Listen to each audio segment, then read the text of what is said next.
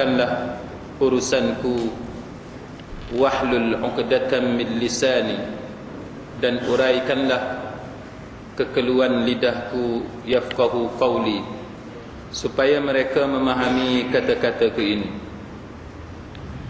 Saudara-saudari, sahabat-sahabiyah, muslimin muslimat, mudah-mudahan dirahmati dan diberkati oleh Allah Subhanahu wa taala. Pada malam ini,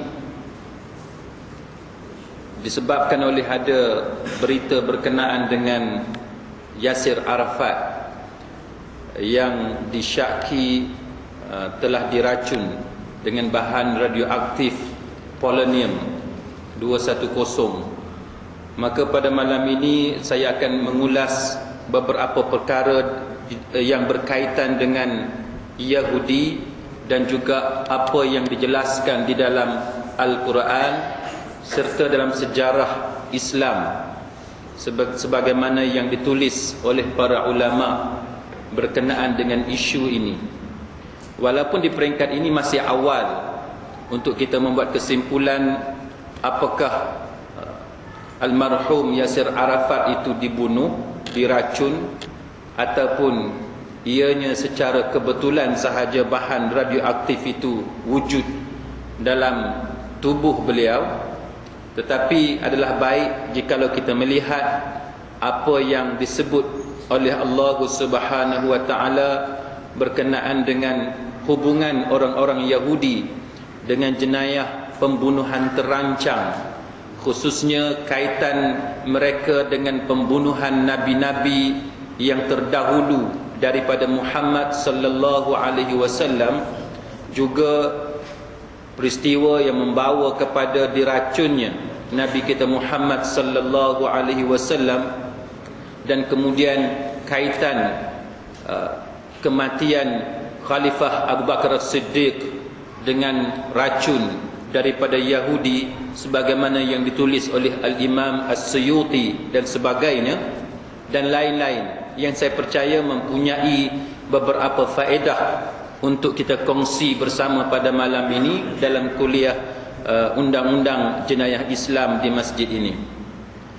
Yang pertamanya, saudara-saudari muslimin muslimat sekalian, saya ingin mengajak tuan-tuan sekalian melihat kepada surah yang keempat di dalam Al-Quran, ayat yang ke-157, di mana Allah Ta'ala berfirman, A'udzu billahi minasyaitonir rajim, wa qawlihim inna qatalna al-masiha Isa ibn Maryam Rasulullah wa ma qataluhu wa ma salabuhu walakin syubbiha lahum wa innal ladzina ikhtalafu fihi lafi syakkim min ma lahum bihi min ilm illa ittiba'az zann wa ma qataluhu yaqina. Sadaqallahul azim. Maksudnya, dan juga disebabkan dakwaan mereka dengan mengatakan bahawa sesungguhnya kami telah membunuh Al-Masih Isa ibn Maryam Rasulullah, padahal mereka tidak membunuhnya dan tidak mensalibkannya, tetapi telah diserupakan bagi mereka, yakni orang yang mereka bunuh itu mereka anggap sebagai Nabi Isa alaihi salam. Dan sesungguhnya orang-orang yang telah berselisih faham mengenai Nabi Isa, sebenarnya mereka berada dalam keadaan syak, ragu-ragu tentang menentukan pembunuhannya. Tiada sesuatu pengetahuan pun bagi mereka mengenainya selain daripada mengikut sangkaan semata-mata, dan mereka tidak membunuhnya dengan yakin. Saudara-saudari muslimin muslimat sekalian, ayat ini diceritakan oleh Allah Ta'ala ataupun disampaikan kepada kita oleh Allah Ta'ala dengan ayat seterusnya, iaitu ayat 158, di mana Allah Ta'ala menyebut barrafa'ullahu ilaihi wa kana Allahu azizan hakima. Bahkan Allah telah mengangkat Nabi Isa alaihissalam kepadanya, dan adalah Allah Ta'ala itu maha berkuasa lagi maha bijaksana. Muslimin muslimat sekalian, ayat ini menunjukkan bagaimana Allah Ta'ala menceritakan kepada kita tentang jenayah kaum Yahudi yang mempunyai hati yang busuk, yang tidak boleh menerima hakikat bahawa Isa alaihissalam itu adalah Rasulullah. Dia tak boleh terima. Sebagaimana Isa dan sebagaimana Yahudi dan Nasrani tidak boleh menerima Muhammad sallallahu alaihi wasallam itu adalah messenger of God, adalah utusan Allah. Maka itulah yang berlaku kepada orang-orang Yahudi kerana mereka tidak boleh menerima kerasulan Isa alaihi salam. Maka berlakulah pertembungan di antara Isa dan pengikut-pengikutnya dengan orang-orang Yahudi, yang akhirnya berlakulah satu pembunuhan, yang mana orang-orang Yahudi percaya dengan dakwaan mereka yang mengatakan bahawa mereka telah berjaya membunuh Al-Masih ataupun the Messiah. Mereka berjaya membunuh Nabi Isa alaihi salam. Sebab itu tuan-tuan sekalian, bila kita belajar tentang Messiah ataupun Al-Masih ataupun the Savior, kita akan belajar bagaimana orang Yahudi tidak mempunyai nama kepada Al-Masih, kepada penyelamat yang akan datang di akhir zaman. Berbeza dengan orang-orang Kristian yang percaya bahawa Al-Masih adalah Jesus, adalah Nabi Isa. Sebagaimana orang-orang Islam percaya bahawa Al-Masih yang akan datang di sebelum hari akhirat nanti adalah Nabi Isa alaihi salam. Dan mereka inilah, golongan Yahudi inilah yang telah membunuh Nabi Isa, yang mereka percaya bahawa mereka telah membunuh Nabi Isa alaihissalam, tetapi Allah Ta'ala menjelaskan bahawa mereka sebenarnya tidak membunuh Nabi Isa, tetapi mereka membunuh orang lain yang diserupakan dengan Nabi Isa alaihissalam. Itu ayat yang pertama yang saya ingin berkongsi dengan tuan-tuan sekalian tentang pembunuhan yang dilakukan oleh orang Yahudi kepada hamba Allah Ta'ala yang saleh, iaitu Nabi Isa alaihissalam. Ayat yang seterusnya, surah yang ketiga, ayat yang ke-21, di mana Allah Ta'ala menceritakan, A'udzu billahi minasyaitonir rajim. Innal ladzina yakfuruna biayatillah wa yaqtuluna an-nabiyyina bighairi haqq wa yaqtuluna alladhina ya'muruna bil qisti minan nas fabashshirhum bi'adzabin alim. Sesungguhnya orang-orang yang kufur ingkar akan ayat-ayat Allah Ta'ala, mereka membunuh nabi-nabi dengan jalan yang tidak benar, serta membunuh orang-orang yang menyeru manusia supaya berlaku adil.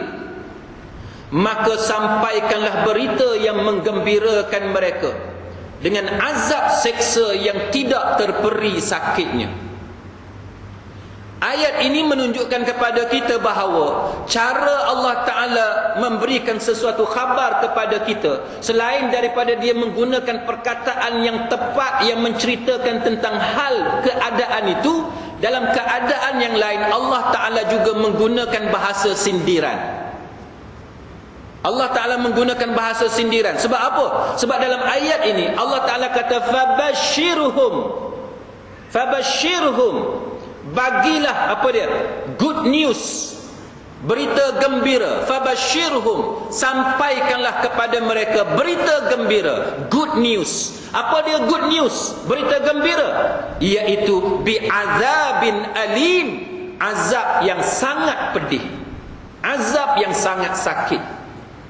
Sindiran tajam, sinis, very cynical daripada Allah Ta'ala kepada manusia yang menentangnya. Maka Allah Ta'ala kata, bagi tahu berita gembira kepada golongan yang menentang kami, yang menentang Allah, bahawa berita gembira yang menunggu mereka di hari akhirat kelak ialah azab yang sangat pedih.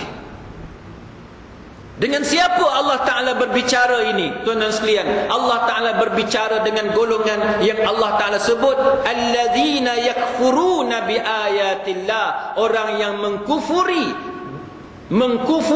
tidak percaya, yang mengenepikan mengingkari tanda-tanda, bukti, keterangan daripada Allah Ta'ala. Lepas tu bukan setakat mereka menentang ayat-ayat Allah, bukan saja mereka menentang perintah daripada Allah, tetapi wa yaqtulunan nabiyyin, mereka membunuh nabi-nabi yang diutuskan oleh Allah Ta'ala. Ini nak cerita, nak tunjuk jahatnya golongan Yahudi yang Allah Ta'ala ceritakan dalam Al-Quran tentang perangai dia. Dan cerita ni tuan-tuan sekalian bukan sahaja berlaku pada zaman dulu, tetapi dia juga berlaku kepada Nabi kita Muhammad sallallahu alaihi wasallam, dan berdasarkan kepada riwayat yang ditulis oleh Al-Imam As-Suyuti menunjukkan bahawa ianya juga berlaku kepada Abu Bakar As-Siddiq.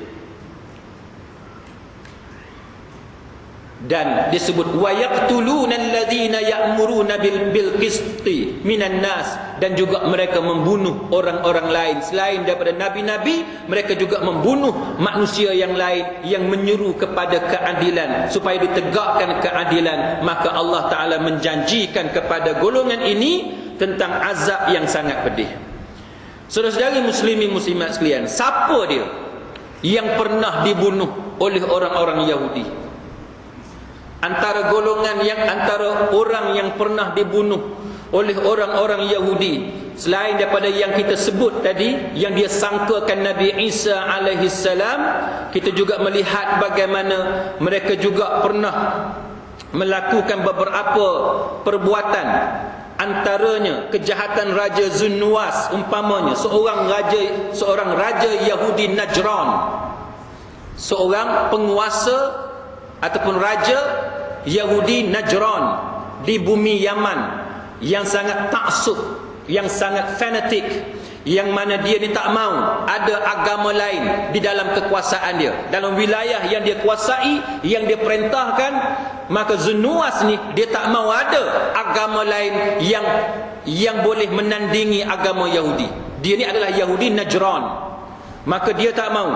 Maka disebut bahawa sekelompok pengikut Nabi Isa alaihissalam, bila dia tahu ada pengikut Nabi Isa alaihissalam, lalu dia paksa pengikut Nabi Isa alaihissalam supaya murtad, supaya keluar daripada ajaran yang mana mereka percaya kepada Nabi Isa alaihissalam, dan dipaksa memeluk agama Yahudi. Dan sesiapa yang tidak mahu memeluk agama Yahudi, maka mereka akan dibakar hidup-hidup.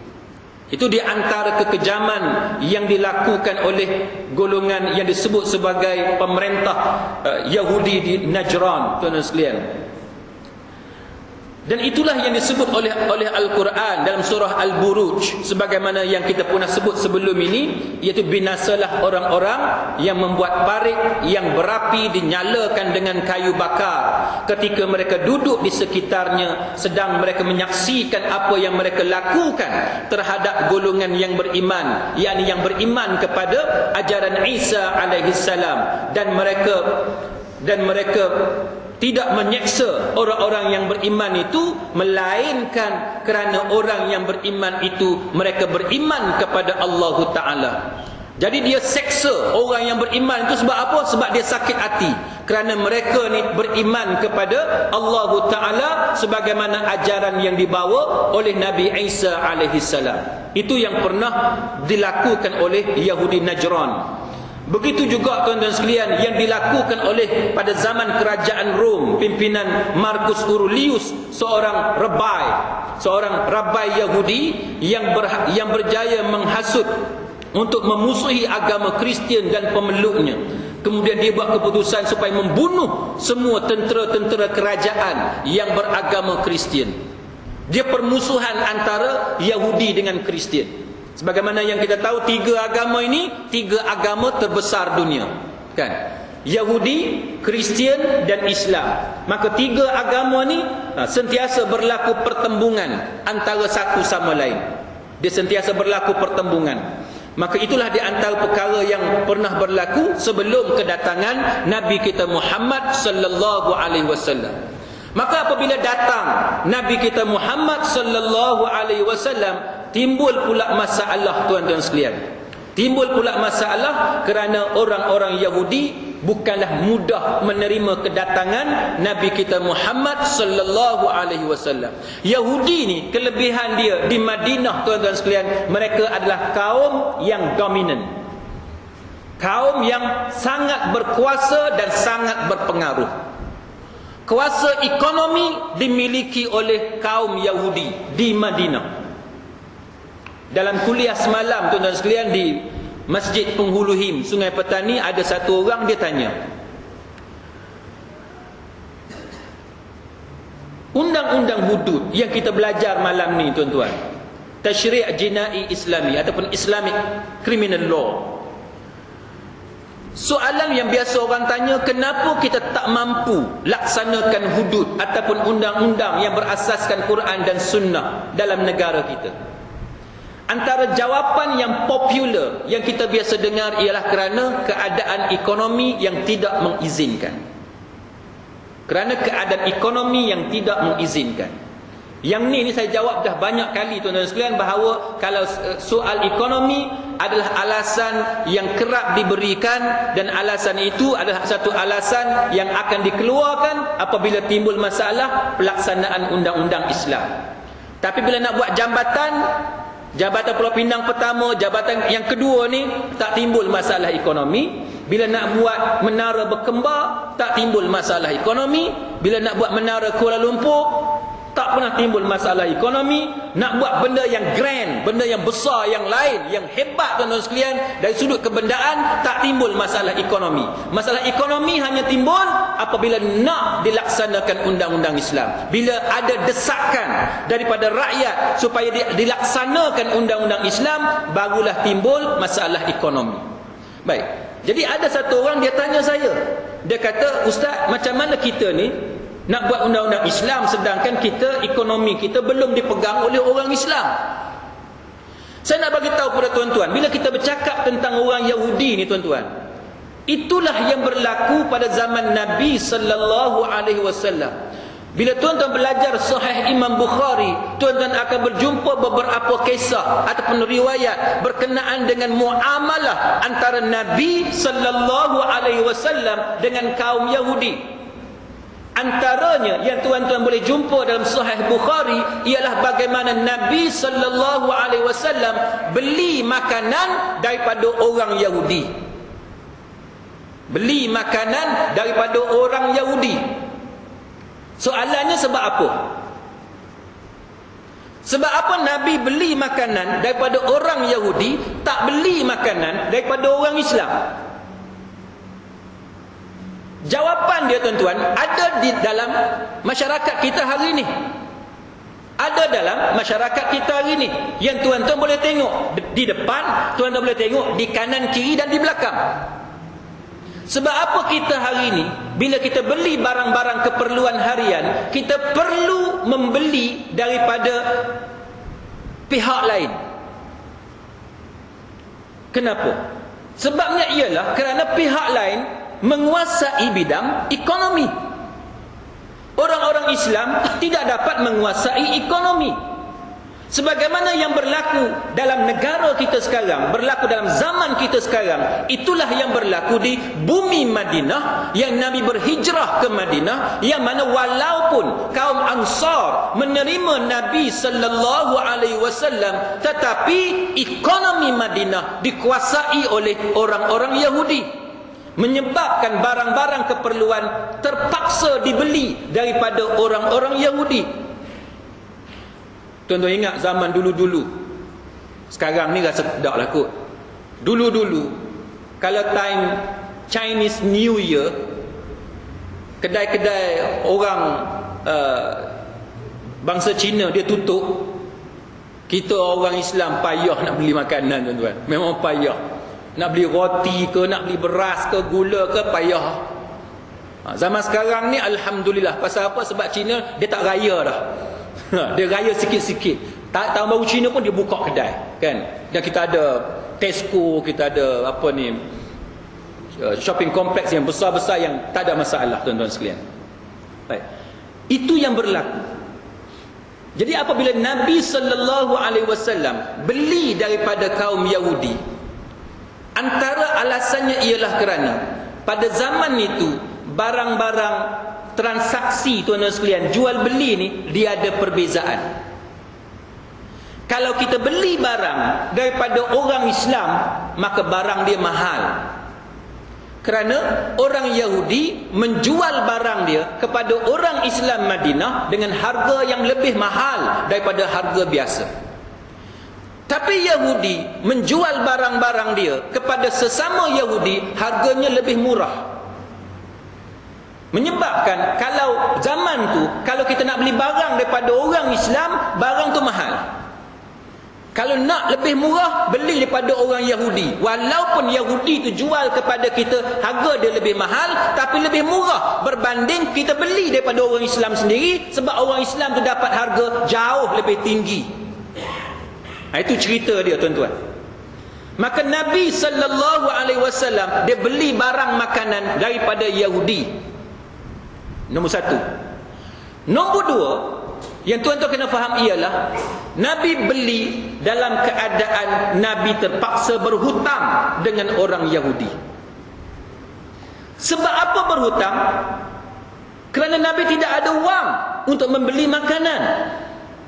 Bila Nabi tidak ada wang, itu maknanya apa? Maknanya Nabi kita miskin, tidak ada wang untuk membeli makanan. Nabi tidak kaya. Nabi tidak kaya. Tapi undang-undang Islam dijalankan. Undang-undang Islam dijalankan. Dalam keadaan Nabi miskin, tetapi undang-undang Islam dijalankan. Dan Nabi SAW bila tak mampu nak bayar tuan-tuan sekalian, di akhir hayat baginda, oleh kerana dia berhutang dengan orang Yahudi, nak tebus hutang tu tuan-tuan sekalian, digadaikan baju besi kepada orang Yahudi. Tuan-tuan nak dapat maklumat lebih lanjut, kena belajar dalam hadis Sahih Bukhari, dia ada cerita benda tu.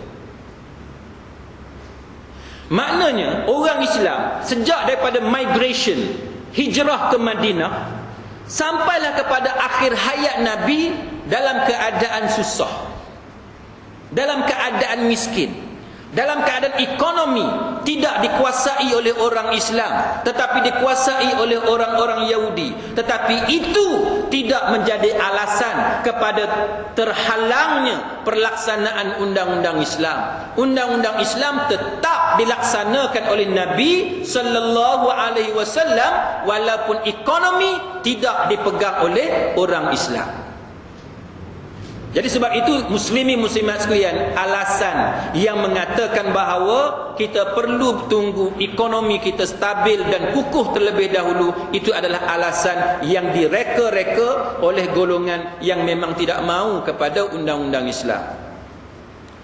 Dalam satu kuliah saya di Lunas Kulim tuan-tuan, seorang imam ni dia tanya saya.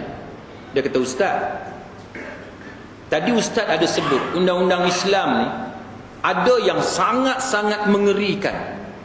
Kan? Ada yang sangat-sangat mengerikan. Yang saya cerita dalam khutbah baru ni kan. Itu mengerikan. Sebab apa mengerikan? Potong tangan kanan, potong kaki kiri, lepas tu pula salibkan dia, tunjuk pertontonkan kepada khalayak ramai, lepas tu tikam dia ataupun tembak dia sebagaimana yang dia buat kepada mangsa. Kalau dia tembak pada muka dia balik. Nampak mengerikan, kan? Apa lagi undang-undang Islam yang mengerikan? Antaranya ialah rejam dengan batu sampai mati, stoning, kan? Lempar batu kat mana? Kepala, sampai pecah kepala, sampai darah keluar. Ngeri tak? Mengerikan. Ada beberapa hukuman, ukubah, punishment dalam ajaran Islam yang sangat mengerikan. Tapi pada masa yang sama, ada undang-undang Islam, hukuman dia yang ringan. Dia hanya mengaibkan kita. Contohnya apa dia? Minum khamar, minum alkohol, arak, benda yang mabuk. Rotan berapa kali? 40 kali rotan. Bukan rotan macam jabatan penjara tu, yang besar panjang tu, bukan macam tu. Dia kecil, ringan. Angkat pun tak boleh lebih 90 degree, tak boleh lebih 90 darjah. Putih ketiak tak boleh nampak, kan?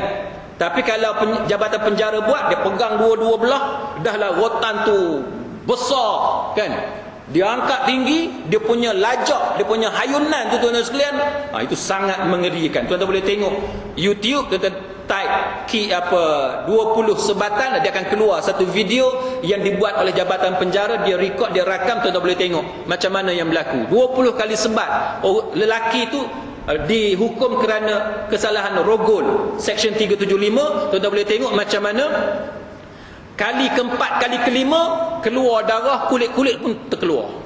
Tuan-tuan boleh tengok. Itu rotan oleh jabatan penjara. Tapi rotan dalam ajaran Islam kecil, ringan. Dan punggung pesalah tidak dibuka, aurat pesalah tidak dibuka. Dalam ajaran Islam wajib ditutup aurat dia. Dan bila dia rotan, tuan-tuan sekalian, dia tak akan mati. Sebabnya rotan tu kecil dan pukulan dia pukulan yang sederhana. Dan dalam sejarah Islam pernah seorang lelaki, tuan-tuan sekalian, yang uzur. Seorang lelaki yang uzur, dia berzina. Maka dia perlu dikenakan hukuman rotan 100 kali rotan. Dia tu uzur, tapi dia berzina. Kita pun pelik juga, macam mana uzur tapi berzina. Kita pun pelik. Di Butterworth, tuan-tuan sekalian, di mahkamah Butterworth, tuan-tuan, pernah ada satu pakcik tu, umur 70 lebih, tapi dia rogol satu budak perempuan di dalam ladang kelapa sawit. Tangkap dia, bawa ke mahkamah.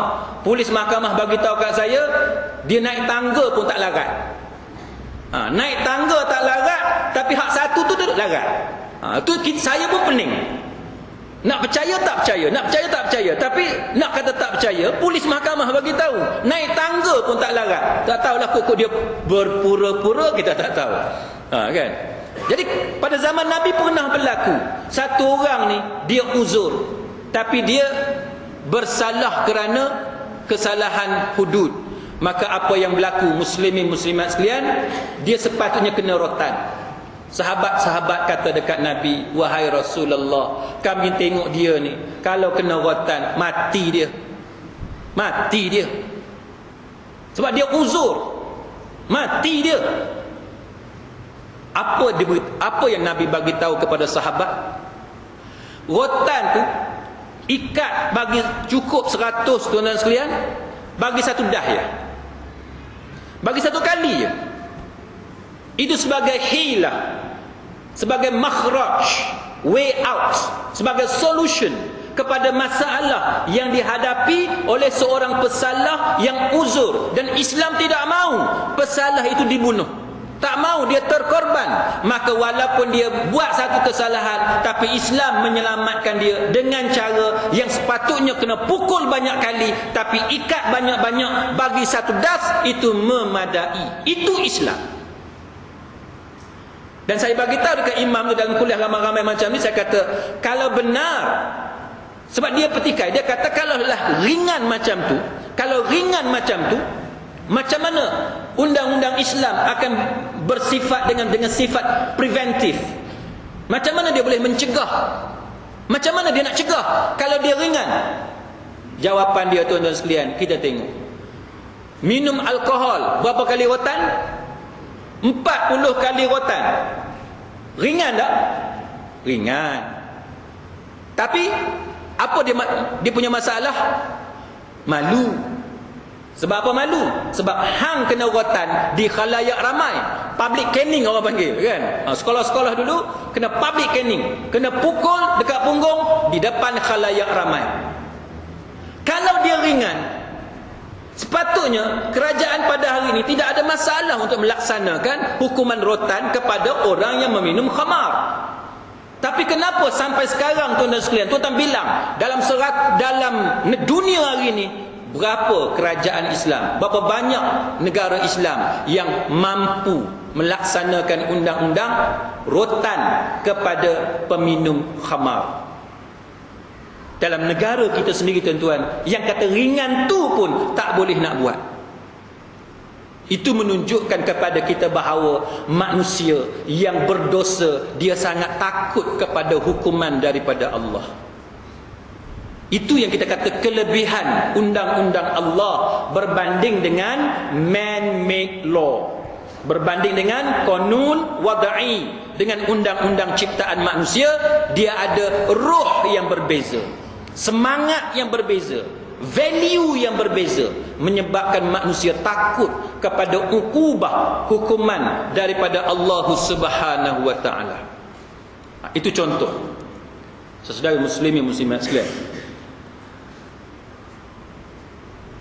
jadi golongan ini, tuan-tuan sekalian, Yahudi ni di Madinah, mereka memusuhi Nabi sallallahu alaihi wasallam. Jadi apabila berkuasanya Nabi kita Muhammad sallallahu alaihi wasallam, antara yang menimbulkan masalah dengan Nabi ialah Yahudi Bani Qainuqa, kan? Itu antara yang menimbulkan masalah, termasuklah memungkiri perjanjian damai dengan Nabi sallallahu alaihi wasallam dengan membunuh seorang lelaki Islam yang datang menolong wanita muslimat yang ditanggalkan auratnya. Itulah antara kejahatan Yahudi. Baik. Sehinggalah akhirnya Nabi mengepung mereka dan kemudiannya mereka menyerah kalah dan dihukum dengan cara mereka diusir keluar daripada Madinah. Tapi yang saya nak ringkaskan kepada tuan-tuan sekalian ialah Yahudi ni kemudiannya mereka merancang pembunuhan Nabi kita Muhammad sallallahu alaihi wasallam. Seorang perempuan yang bernama Zainab. Ini bukan Zainab yang muslim, tapi ini Zainab Yahudi. Zainab ini tuan-tuan sekalian, dialah yang berperanan memberikan racun yang dicampur dengan daging yang hendak diberikan kepada Nabi kita Muhammad sallallahu alaihi wasallam. Baik. Maka apa yang berlaku tuan-tuan sekalian ialah bahawa ianya dimakan oleh Nabi kita Muhammad sallallahu alaihi wasallam. Dan kalau tuan-tuan baca buku Ar-Rahiqul Maktum dan beberapa riwayat yang lain, dalam hadis-hadis yang lain disebut bagaimana Nabi menyatakan kepada Aisyah di penghujung hayat baginda bahawa baginda merasai kesakitan racun Khaybar, merasai racun Khaybar, sehingga membawa kepada kewafatan Nabi sallallahu alaihi wasallam. Tempoh antara racun Khaybar dengan kewafatan Nabi itu tuan-tuan sekalian 3 tahun. Itu yang menyebabkan para ulama berbeza pendapat.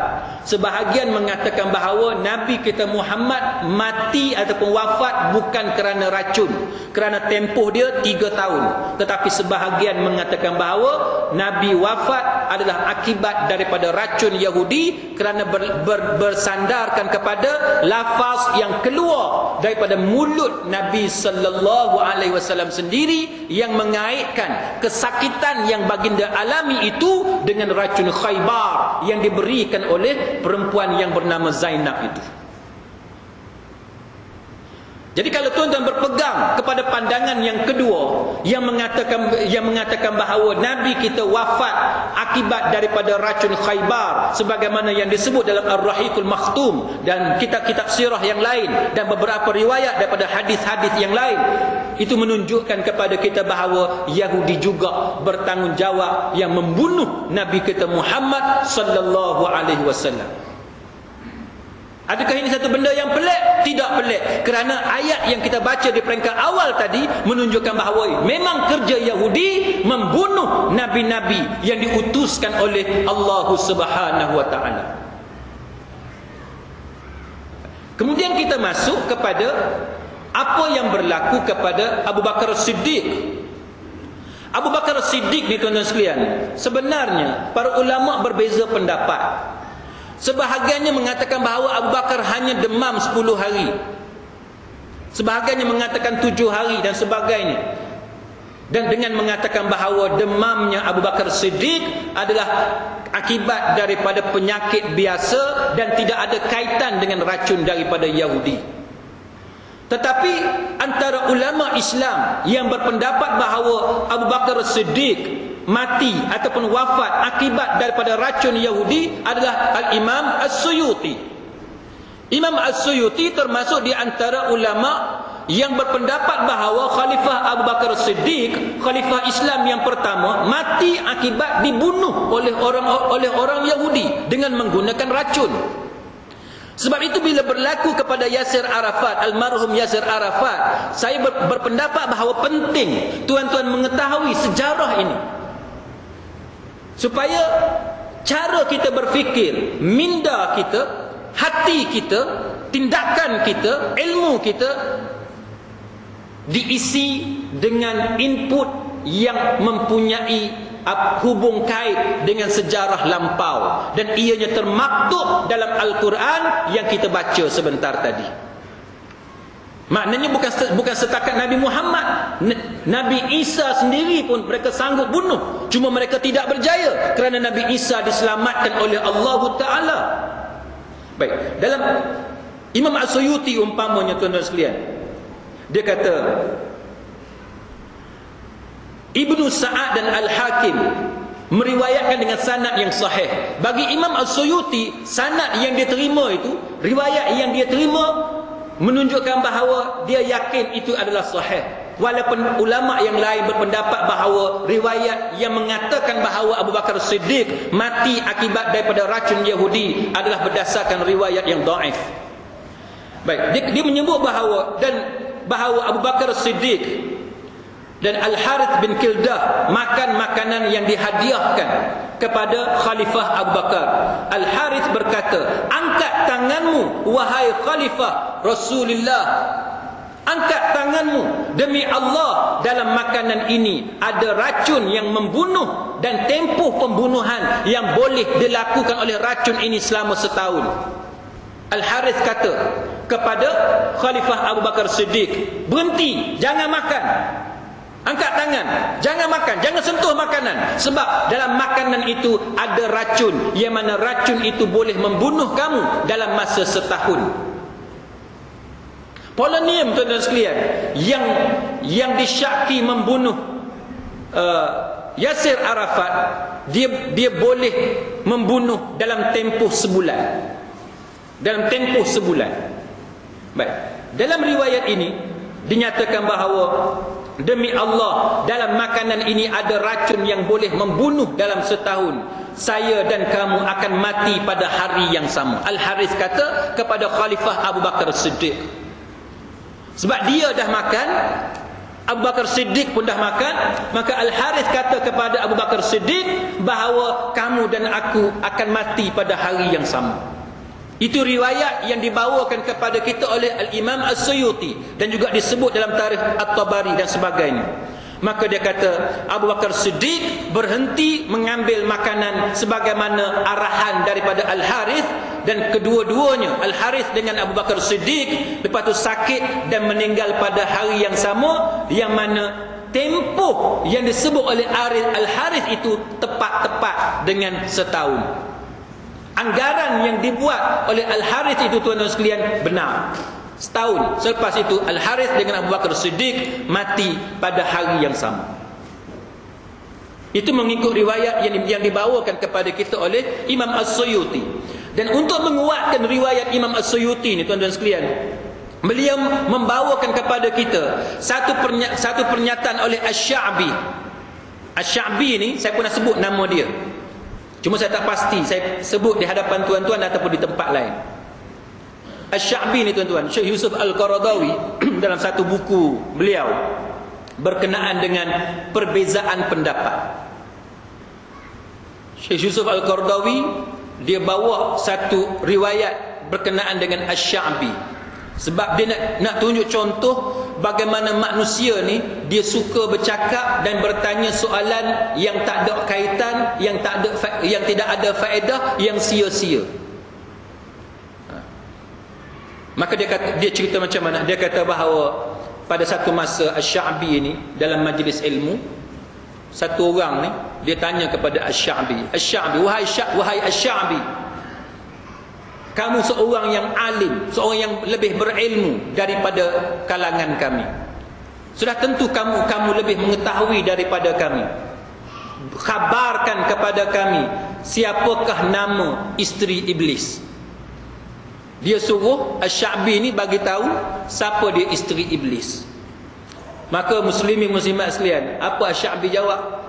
Asy-Sya'bi kata, aku tak tahu nama isteri iblis tu nama apa. Sebab masa iblis kenduri kahwin, dia tak jemput aku, dia kata.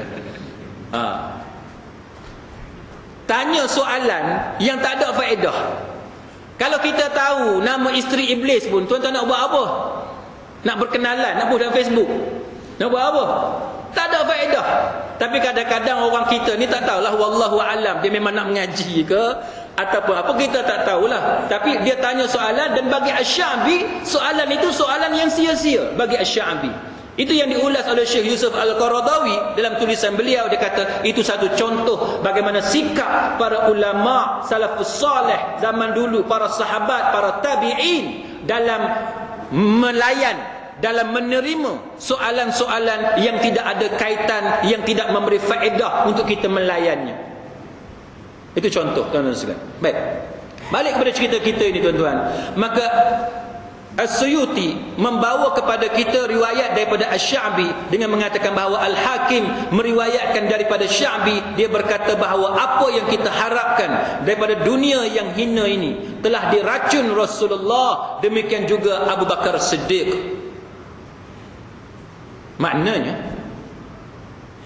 Asy-Sya'bi ni juga percaya, menerima sebagaimana riwayat daripada Al-Hakim bahawa Asy-Sya'bi juga menerima bahawa Khalifah Abu Bakar Siddiq telah dibunuh dengan cara diracun oleh orang-orang Yahudi.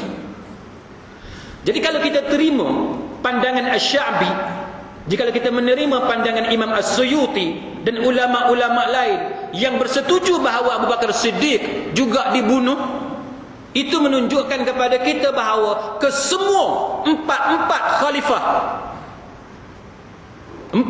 khalifah Islam selepas kewafatan Nabi sallallahu alaihi wasallam, semua empat ini dibunuh. Jadi kalaulah almarhum Yasir Arafat, walaupun dia seorang yang kontroversi, tuan-tuan sekalian, walaupun dia seorang yang kontroversi, tapi kita ketepikan soal itu.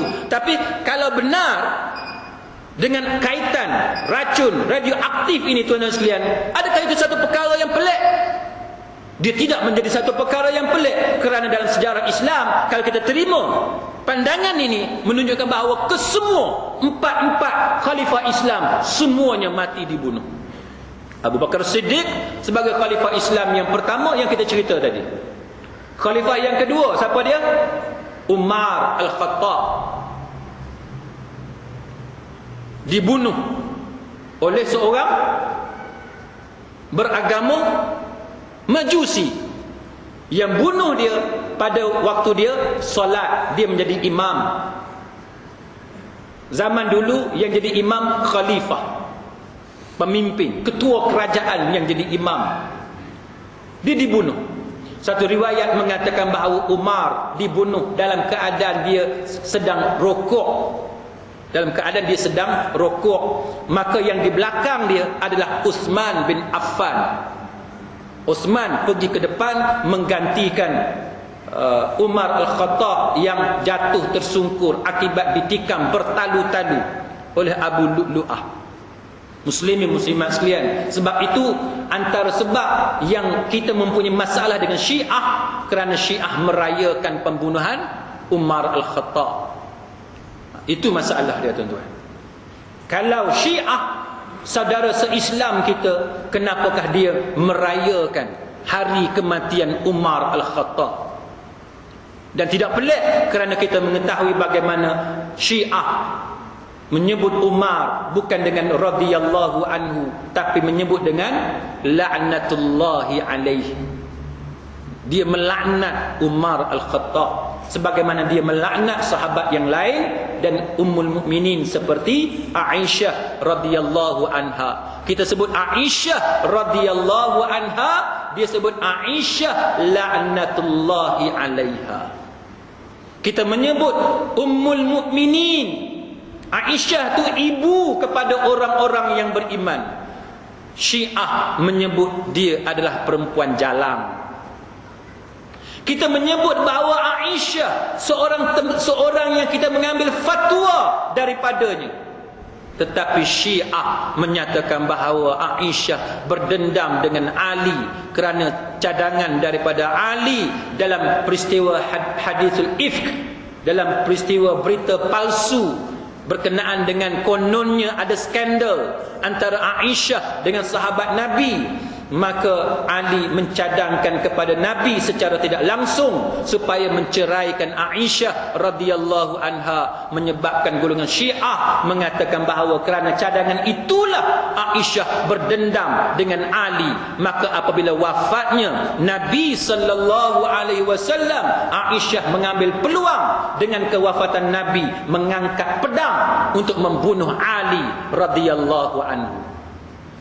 Itu antara contoh permusuhan yang berlaku di antara orang-orang Islam. Tetapi ia yang telah di-exaggerated, telah ditokok tambah oleh musuh-musuh Islam. Sebab tu kita orang-orang Islam, bila kita belajar tentang sirah, bila kita belajar tentang Islam, tentang sejarah Islam dan yang seumpama dengannya, belajar dengan cara yang betul, dengan manhaj yang betul, dengan guru yang betul, supaya tidak berlaku sebarang kekeliruan. Contoh yang kita pernah sebut sebelum ini, bagaimana pembunuhan Hamzah, bapa saudara Nabi, yang dikaitkan bahawa seorang perempuan isteri kepada Abu Sufyan, nama dia Hindun. Hindun ini dikaitkan dengan satu kisah bahawa selepas matinya Hamzah, maka dia ambil organ-organ dalaman, dia cuba mamah, dia cuba telan, tapi dia tak mampu telan, dia buang balik. Maka para ulama membincangkan dan mereka mendapati bahawa riwayat yang mengatakan sedemikian adalah riwayat yang palsu, riwayat yang mempunyai banyak masalah kerana antara perawinya dikaitkan dengan Syiah. Sebab itu bila kita melihat riwayat yang ada dalam Sahih Imam Bukhari yang datang secara langsung, datang cerita itu secara langsung daripada Wahsy, didapati bahawa tidak ada sedikit pun cerita berkenaan dengan Hindun memakan organ dalaman daripada jasad Hamzah bin Abdul Muttalib, bapa saudara Nabi sallallahu alaihi wasallam dalam peristiwa peperangan Uhud. Jadi itu menunjukkan kepada kita bahawa Umar pun mati dibunuh. Yang ketiga, Uthman, Sayyidina Uthman, Khalifah Islam yang ketiga, juga mati dibunuh. Tuan tak boleh fikir tak bagaimana Uthman dibunuh, dikepung oleh kaum pemberontak dalam rumah dia. Kalau tuan nak fikir secara logik, takkan tak ada sahabat-sahabat yang lain yang akan mempertahankan Uthman daripada kepungan dan serangan kaum pemberontak. Tapi tuan bacalah sejarah Uthman, bagaimana Uthman memberi arahan kepada para sahabat supaya tidak interfere, tidak campur tangan, biarlah dia berseorangan, dan para sahabat akur kepada kehendak Uthman. Itu contoh tuan-tuan sekalian seorang khalifah Islam. Walaupun ada beberapa isu berkenaan dengan Khalifah Uthman, tetapi tuan-tuan sekalian, yang saya nak point out ialah bagaimana Khalifah Uthman dia tidak mementingkan diri dia. Kalau kita lagu mana? Kalau kita orang nak serang kita, kita suruh orang lain dulu yang pergi, kita sembunyi kat belakang. Itu kalau kita. Tapi sahabat-sahabat Nabi yang utama ni tuan-tuan, dia tidak ada perasaan selfish, ananiyah. Ananiyah ni apa dia? Keakuan. Aku, tak ada sifat tu. Self interest tu tak ada, kepentingan diri sendiri. Tak. Dia sangat mementingkan rakyat dia. Dia sangat mementingkan masyarakat. Bagi Uthman, biar dia yang mati daripada berlaku pertumpahan darah yang banyak. Dia tak mau nanti kalau sahabat-sahabat semua masuk sokong dia, berhadapan dengan kaum pemberontak, maka lebih banyak darah orang Islam akan tumpah. Sedangkan sebelum itu sudah berlaku banyak pertembungan antara orang sesama orang Islam. Itu antara alasan Uthman sehingga menyebabkan dia tak mau para sahabat tolong dia.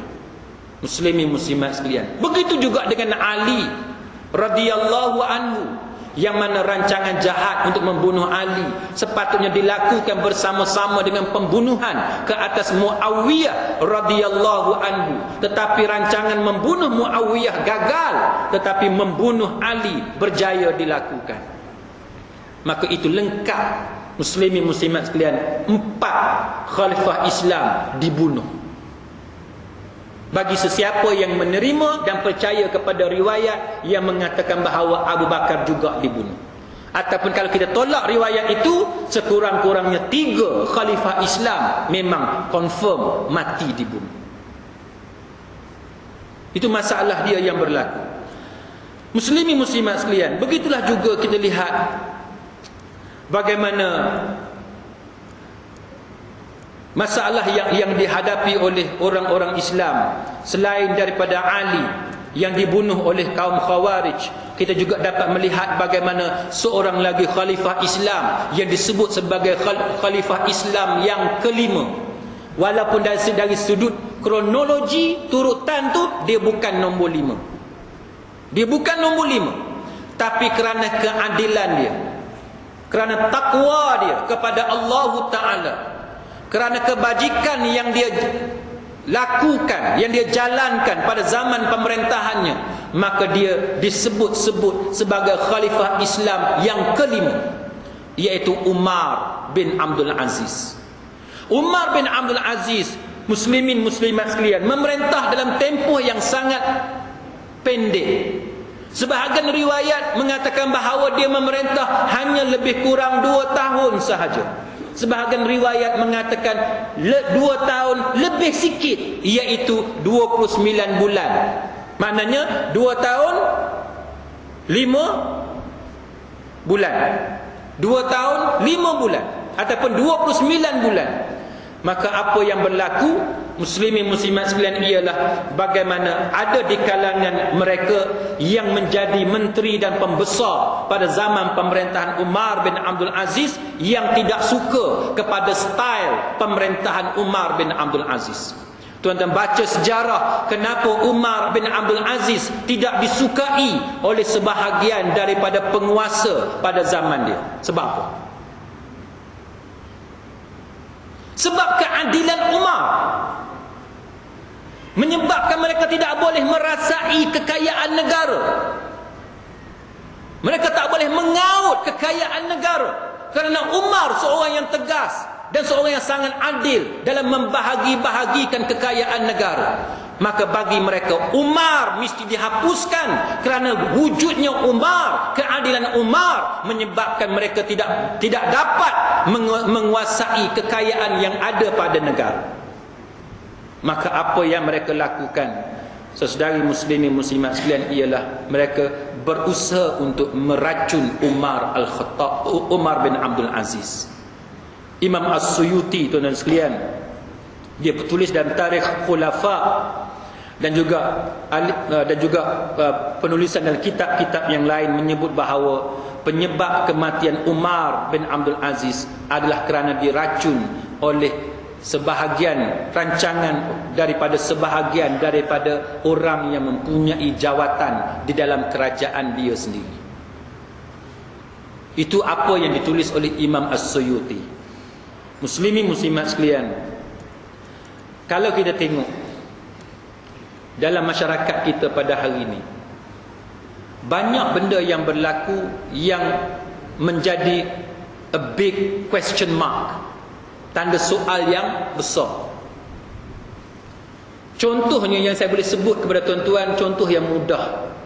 Bila berlaku banjir di satu tempat, bantuan datang daripada kerajaan dan sepatutnya bantuan itu sampai kepada pihak yang terlibat dengan banjir. Tapi apa yang berlaku tuan-tuan? Bantuan tu sampai ke tidak kepada pihak yang mengalami musibah? Sampai, tapi sikit. Sebahagian tu pergi ke mana? Itu a big question mark. Tuan-tuan tanyalah, setiap kali banjir yang berlaku di beberapa tempat, di Tasik Gelugor dan sebagainya, semasa saya duduk di Tasik Gelugor, cerita yang sama keluar. Kerana ada orang antara pemerintah yang bagi bantuan ataupun pihak berkuasa yang bagi bantuan nak sampai kepada orang bawah ni, hak tengah-tengah tu ada yang tolong ngap, ada yang tolong sapu. Orang macam ni tuan-tuan, dia suka tak kalau orang atas dia tu orang yang adil? Dia suka tak kalau orang yang ke atas tu orang yang amanah?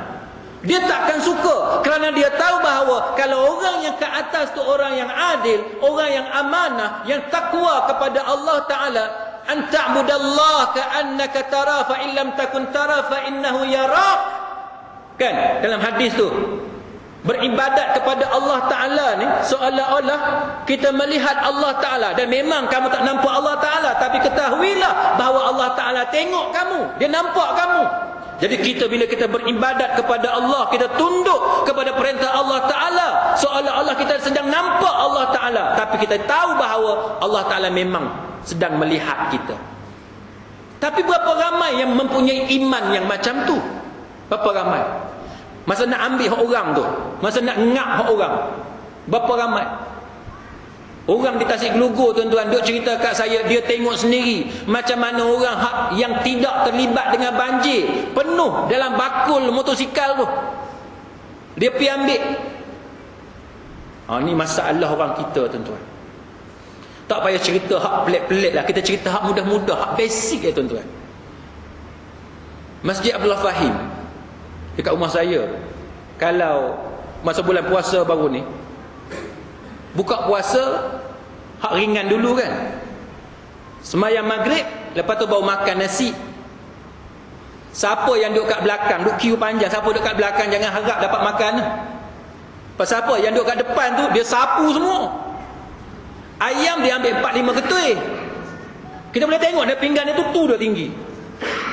Dia tak ingat ke yang kat belakang duduk beratur tu? Dia tak ingat ke? Itu benda simple yang saya nak bagi contoh dekat tuan-tuan, betapa tak ada hati perutnya orang kita ni sesama saudara se-Islam. Bab makan dia tak kira. Yang penting aku boleh mentekedarah. Dia penting waktu tu. Hang boleh makan ke, hang tak boleh makan ke, aku tak peduli. Pasal apa? Hang datang lambat. Kalau hang nak makan banyak, hang duduk depan macam aku. Selfish, ananiyah, keakuan. Dia penting aku.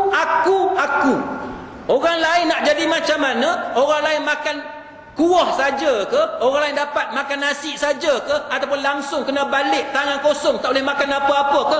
Aku tak peduli. Yang penting aku boleh makan sedap malam ni. Itu contoh hak paling mudah tuan-tuan. Tak payah pergi jauh. Saya bawa anak saya pergi tengok gajah dekat Pahang masa cuti baru ni. Tengok gajah, seronoklah tengok gajah, free kan, tak payah bayar apa-apa, sebab dia di bawah kerajaan buat macam kajian nak pelihara gajah pada masa yang sama sebagai tempat pelancongan kepada rakyat jelata boleh pergi tengok. Saya dah nampak dah dekat gajah tu ada satu meja penuh dengan tebu, tapi tak tahu tebu apa. Kita first time pergi, tiba-tiba yang pengurusi majlis, tu dia bagi tahu, dia kata okey tuan-tuan perempuan boleh ambil tebu bagi makan kepada gajah. Saya ni tuan-tuan, tomak ninahnya tinggi, tomak ninahnya slow jalan, bagi peluang orang ambil tebu dulu. Kita takkan nak berebut lah, kita ustaz, nanti orang kenal ustaz jalan ni pun berebut, buat malu lah kan. Malulah kita nanti ada siapa kenal. Jadi kita tak berebut, slow motion. Relax je berjalan, beratur. Konon-kononnya beratur. Isteri saya kat depan. Apa isteri saya buat U-turn, dia kata abang habis dah abang. Habis dah tebu. Pasal apa? Seorang-seorang pergi ambil tu dia. Anak seorang dia pergi ambil tu dia banyak. Hang ambillah satu-satu, bagi orang habis yang duk queue ni bagi habis, lepas tu hang nak bagi lagi, queue kali kedua pula, bagi semua orang berasa. Isi saya kata apa? Dia kata, abang, kalau kita duduk dekat UK, tak ada lagu ni. Kalau kita duduk kat UK, duduk kat England, tak ada perangai lagu ni.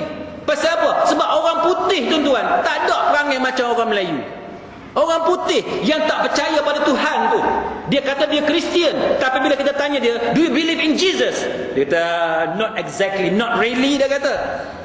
Dia kata 50-50 lah. Dia kata dia Kristian, tapi tak berapa percaya pada Jesus. Tapi dia punya akhlak dia, tuan-tuan, nombor satu.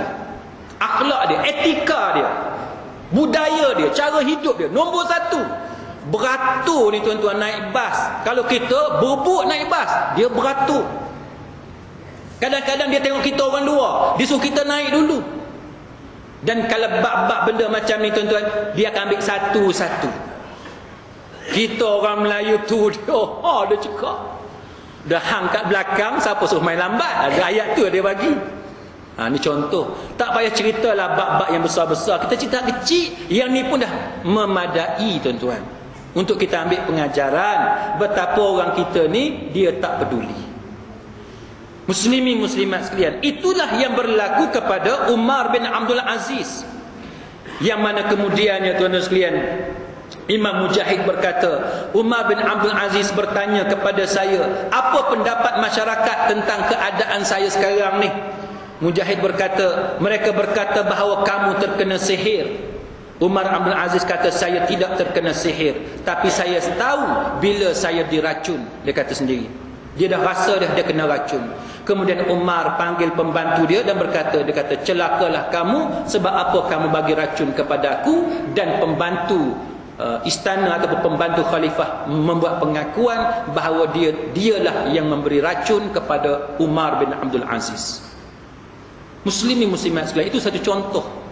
Tuan-tuan boleh bayang dah, orang Islam, tapi dia punya sakit hati kepada Umar bin Abdul Aziz, dia sanggup bunuh Umar bin Abdul Aziz dengan menggunakan racun. Jadi itulah realiti yang berlaku dalam masyarakat kita pada hari ini, di mana orang-orang yang jahat, dia tak akan suka kepada orang yang baik. Kita rasa bila kita baik, orang hormat kepada kita. Tapi realitinya, bukan semua orang hormat kepada orang baik. Bukan semua orang sayang kepada orang yang baik. Akan ada ramai lagi manusia yang sangat benci kepada wujudnya orang yang baik, kerana orang yang baik ini akan menghalang dia daripada buat jahat, akan halang dia daripada sapu kekayaan yang ada, daripada bertindak dengan tindakan tertentu. Maka sebab itu, muslimin muslimat sekalian, akan sentiasa ada pertembungan, konflik of interest antara orang yang baik dengan orang yang jahat. Mesti ada. Jadi kita jangan duka cita, jangan sedih jikalau orang benci kat kita, orang kata kita macam-macam. Kita jangan sedih. Sebab apa, tuan-tuan? Sebab itulah riwayat hidup yang berlaku kepada Umar bin Abdul Aziz. Itu realiti dia, tuan-tuan. Baik, muslimin muslimat sekalian, jadi di manakah boleh lagi kita nak cari pemimpin yang akan dilindungi? Jawapannya dia, tuan-tuan, kalau nabi-nabi pun terdedah kepada risiko dibunuh, maka apatah lagi, tuan-tuan, orang yang macam kita ni. Kalau nabi-nabi pun berhadapan dengan pembunuhan sampai kena gergaji kepala dia, macam-macam yang berlaku kepada nabi-nabi yang terdahulu, maka itulah realiti yang berlaku dalam dunia kita sekarang.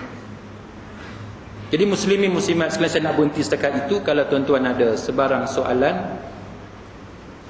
sama ada berkaitan dengan apa yang kita bincang pada malam ini ataupun tidak. Ya.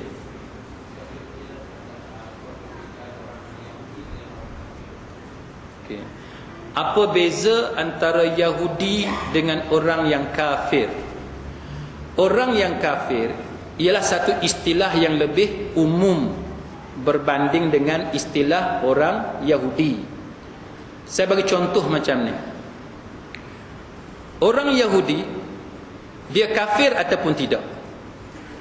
Secara mudah, kita cakap secara mudah. Secara mudahnya ataupun secara ringkasnya, orang Yahudi itu kafir. Tapi orang kafir, adakah dia Yahudi?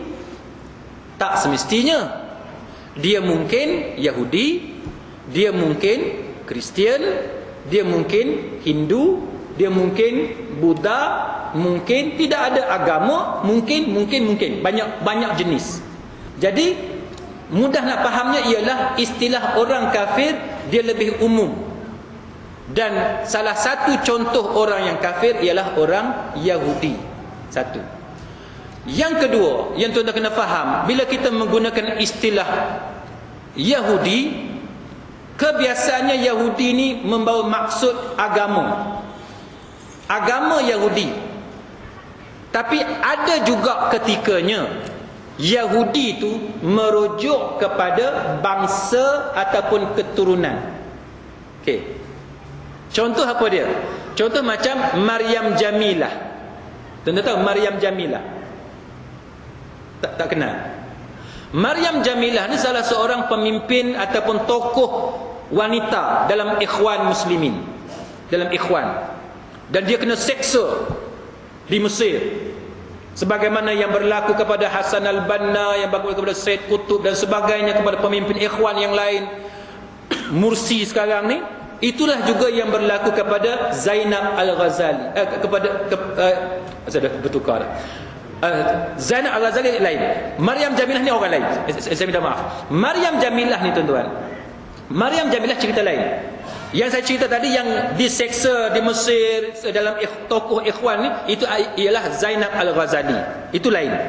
Maryam Jamilah ni satu orang perempuan Yahudi yang banyak berdebat dengan Abu A'la Al-Maududi, tokoh Jamaati Islami Pakistan. Dia banyak hantar surat, berdiskusi, berbincang, berhujah, berdebat dengan Abu A'la Al-Maududi. Jadi Maryam Jamilah ni seorang Yahudi. Dia berbangsa Yahudi, darah Yahudi, keturunan Yahudi, tapi dia memeluk Islam. Jadi bila kita sebut Yahudi ni, yang pertamanya dia adalah salah satu kaum yang kafir, yang ingkar kepada Allah Ta'ala, yang kita sebut walan tarda, yang disebut dalam Quran kan, walan tarda ankal yahudu walan nasara hatta tattabi'a millatahum, kan, tidak akan sekali-kali redha siapa dia, Yahudi dengan Nasara ke atas kamu sehinggalah kamu ikut jejak langkah mereka. Jadi Yahudi yang disebut dalam ayat Al-Quran yang kita baca itu merujuk kepada agama Yahudi, bukan keturunan Yahudi. Sebab keturunan Yahudi yang masuk Islam itu cerita lain. Tapi Yahudi yang disebut dalam Quran itu ialah agama Yahudi, yang mana salah satu daripada golongan yang kufur, ingkar kepada agama Allah Ta'ala. Wallahu a'lam. Ada soalan lain? Ya.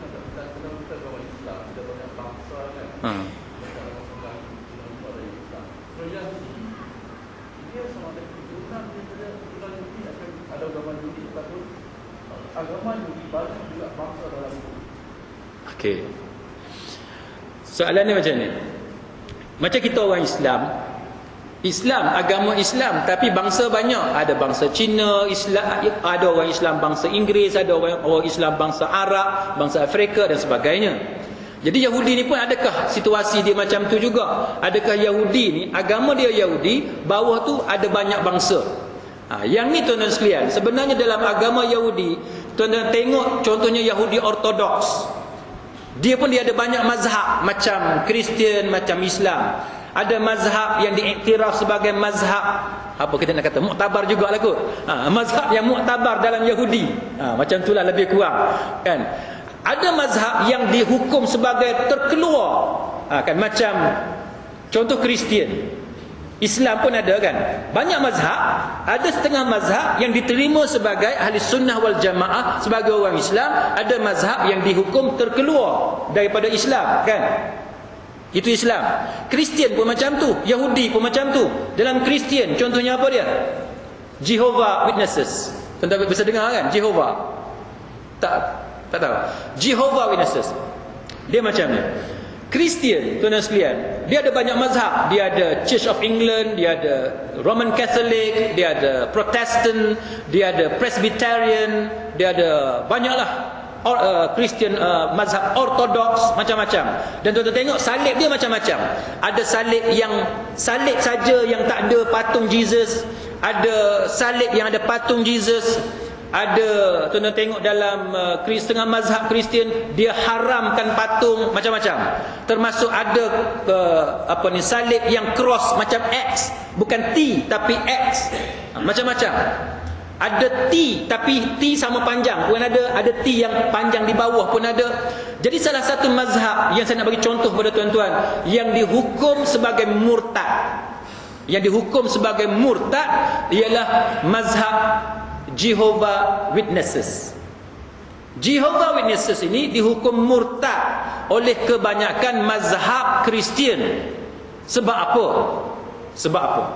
Sebabnya Jehovah Witnesses adalah antara beberapa mazhab Kristian yang percaya bahawa Tuhan hanya satu.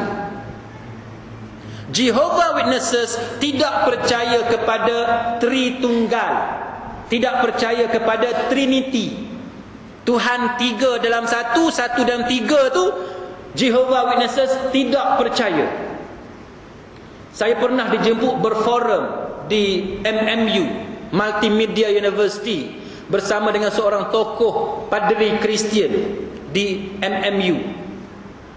Jadi bila saya bersoal jawab dengan dia, dia mengakui bahawa Jehovah Witnesses termasuk di antara mazhab yang dihukum murtad, terkeluar daripada ajaran Kristian, kerana dia kata asas penting dalam Kristian ialah kepercayaan kepada Tritunggal. Tritunggal tuan-tuan faham? Tritunggal ni, tunggal tuan-tuan faham tunggal? Tunggal ni esa lah, satu.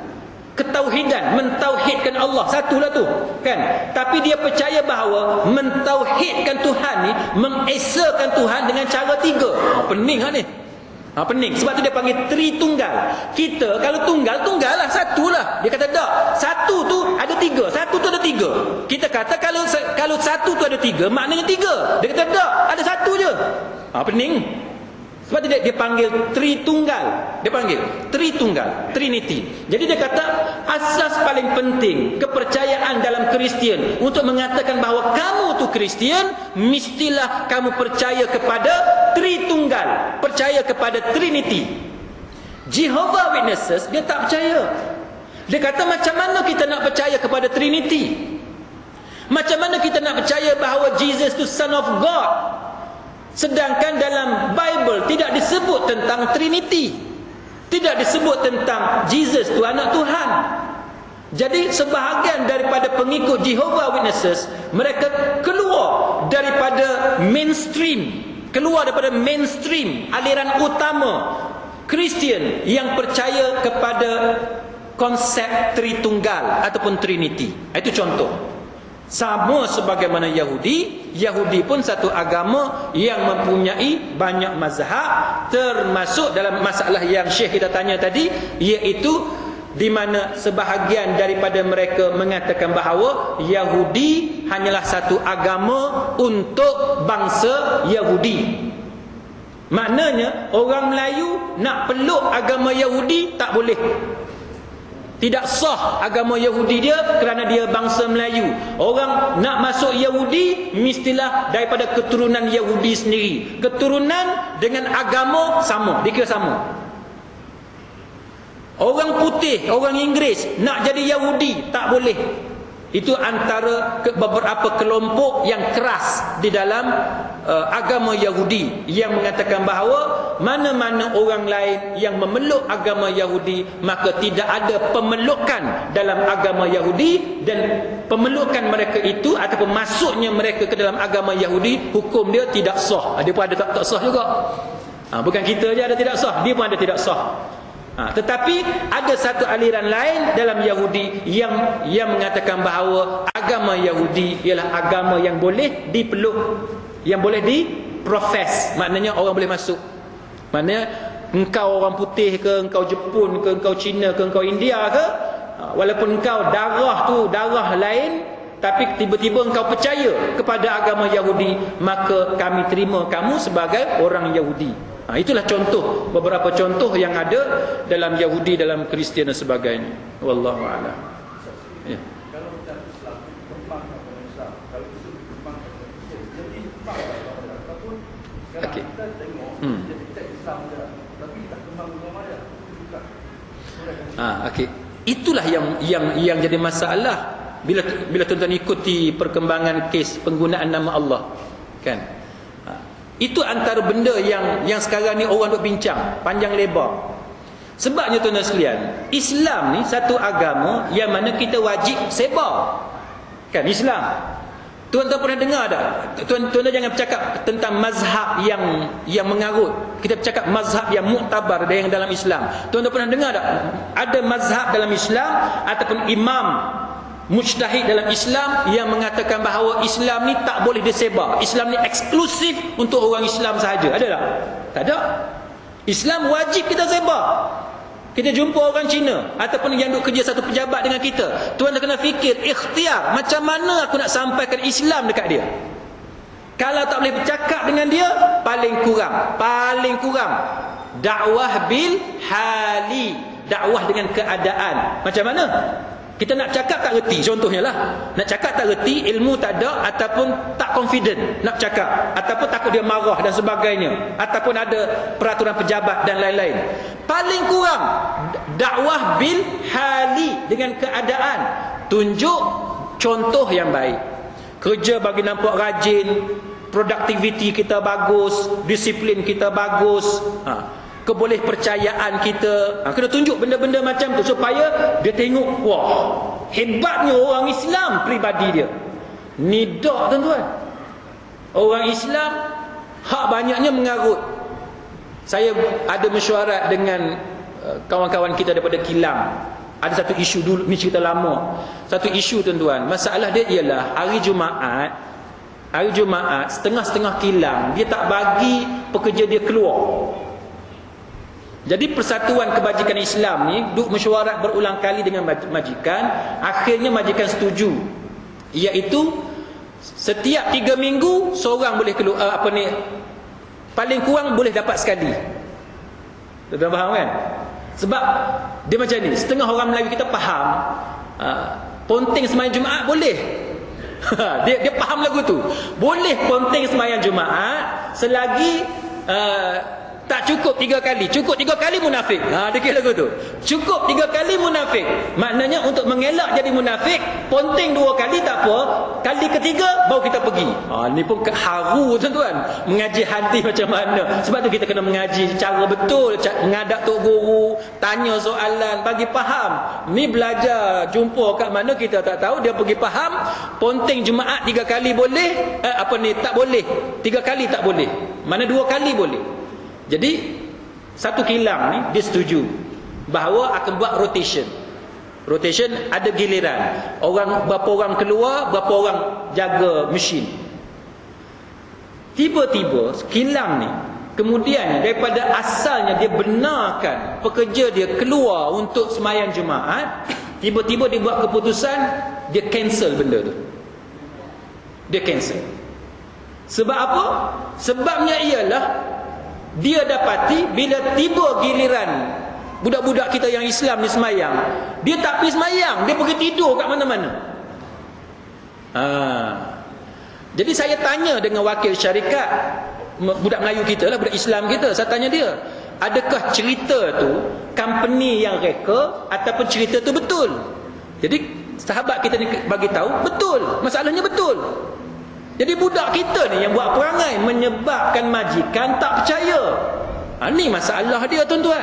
Jadi dakwah bil hali dah fail. Dah fail. Kita tak tunjuk pribadi yang bagus. Ni masalah dia. Baik. Jadi berdasar kepada soalan tu, yang pertamanya dakwah.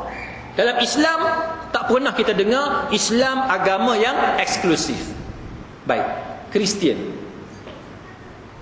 ni tuan-tuan sekalian, ada yang eksklusif, ada yang sebagaimana Islam yang aktif berdakwah. Contohnya ialah Jehovah Witnesses.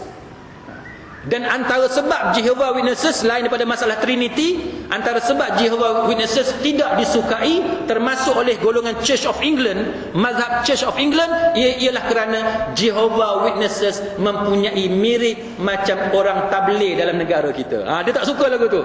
Dia pergi daripada rumah ke rumah, dia bawa bahan bacaan dia, dia bincang. Ni dia, Kristian dia macam ni. Ini Jesus bagi tahu dekat kita. Jesus nak selamatkan kita. Jadi majoriti penganut Church of England di UK, tuan-tuan sekalian, tidak suka cara yang dibuat oleh Jehovah Witnesses. Satu lagi tuan-tuan, Evangelical ni di Malaysia tak begitu banyak, tapi yang banyaknya ialah di Amerika. Sebab tu kalau tuan-tuan tengok dakwah Kristian ataupun dakwah Kristian propagation ni tuan-tuan sekalian oleh orang Kristian yang betul-betul aktifnya ialah daripada Amerika. Kristian daripada Amerika, kerana ramai di kalangan Kristian di Amerika bermazhab evangelical. Evangelical ni tuan-tuan boleh tengok, dia masuk dalam palang merah, dia masuk dalam pertubuhan sukarela, dia pergi. Dan puak-puak ni tuan-tuan, dia yang sampai dulu, kita sampai kemudian. Dia punya hebat tu. Dia punya hebat. Dan dia ada agenda dia. Agenda dia ialah untuk kembangkan agama Kristian. Yahudi pun benda yang sama. Terbahagi kepada dua pihak yang mengatakan bahawa eksklusif hanya untuk orang Yahudi, dan dia tak boleh didakwahkan, tak boleh dipropagate, tak boleh disebarkan. Dan yang kedua yang lebih moderate mengatakan bahawa Yahudi bukan hanya untuk bangsa Yahudi, tapi untuk sekalian alam, maka kita wajib sebarkan agama Yahudi. Jadi dia macam tu. Jadi kalau tuan-tuan tanya Yahudi ni macam mana, jawapan dia macam itulah. Sebab itu tuan-tuan tengok Israel sekarang ni dia bermasalah kerana Yahudi Ortodoks ni. Yahudi Ortodoks ni kalau tuan-tuan nak fahamnya, Yahudi Salafi boleh? Yahudi Salafi. Yahudi Salafi lah kot kita kata. Yahudi yang nak original. Yahudi dia nak original. Dia tak mau benda-benda baru, dia tak mau. Reka-reka tak boleh. Dia nak benda solid. Benda yang solid. Maka dia kata bahawa apa yang berlaku di Israel sekarang ni, adalah penyelewengan puak-puak Zionis, yang mana membina negara Israel sebelum kedatangan Messiah, sebelum kedatangan Al-Masih. Sepatutnya Al-Masih kena datang dulu, lawan dengan Dajjal, tubuhkan negara Yahudi. Jadi dia kata Zionis yang ada sekarang ni adalah Zionis yang murtad, yang terkeluar daripada agama Yahudi kerana melanggar perintah daripada Tuhan mereka, janji dalam Taurat. Itu pertembungan yang ada. Jadi kalau tuan-tuan dengar Yahudi Ortodoks, tuan-tuan tengok dia pakai topi itu kan, macam topi koboi hitam tu, serba hitam, sideburn dia panjang, dia pusing lagu tu. Itu adalah contoh Yahudi Ortodoks. Dia petang Sabtu. Kalau tuan-tuan pergi ke Manchester, waktu maghrib dia akan keluar beramai-ramai. Saya kata, aku kalut nak pergi sembahyang maghrib, dia pun kalut nak sembahyang maghrib juga. Rupa-rupanya dia bukan sembahyang maghrib, tapi dia time petang macam tu, dia diharamkan duduk dalam rumah. Haram duduk dalam rumah, dia mesti keluar daripada rumah dia. Kita waktu maghrib kena duduk dalam rumah, kunci pintu, tutup tingkap. Itu yang Nabi sebut kan. Tapi Yahudi tak. Yahudi dia kena keluar daripada rumah. Jadi kalau tuan-tuan pergi ke Manchester, kalau saya tak silap hari Sabtu, kalau saya tak silap petang tu waktu maghrib, tuan-tuan boleh tengok penuh di jalan-jalan Manchester. Di Manchester tu, ni tuan-tuan nak tengok Manchester United ke apa, tuan-tuan pergi tidur kat hotel, tuan-tuan ambil masa tengok hari Sabtu, kalau saya tak silap tuan-tuan boleh tengok hitam semua, tepi-tepi jalan ni hitam. Dia keluar dengan topi dia, dengan sideburn dia, dengan kaum wanita dia keluar. Sangat menarik, pengalaman tu sangat menarik. Wallahu a'lam.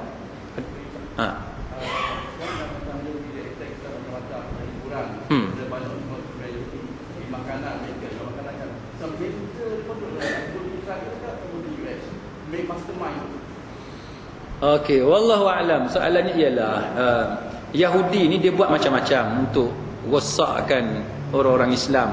Jadi perancangan tu datang daripada mana? Daripada Israel ke datang daripada Amerika? Wallahu a'lam. Tetapi yang saya boleh jawabnya ialah mereka berada di banyak tempat.